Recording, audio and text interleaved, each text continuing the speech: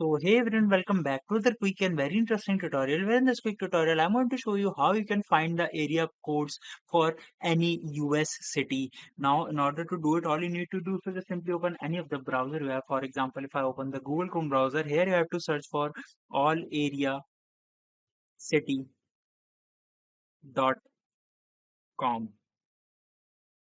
Just simply go to this website that's right there. I hope I pronounce it correctly. It's allareacodes.com. Now just simply go to this website. Let's just wait for it to respond. Maybe there's some technical issue.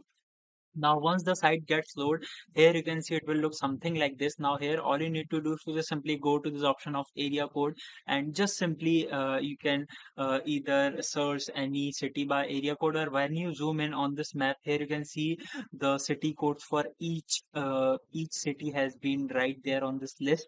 You can choose any of them. Here you can see multiple city codes available right in front of you. Alright, so that's it for this tutorial. I hope this video will be helpful for you. Make sure to hit the like button and subscribe button for more such helpful and interesting tutorials. See you in the next one. Take care.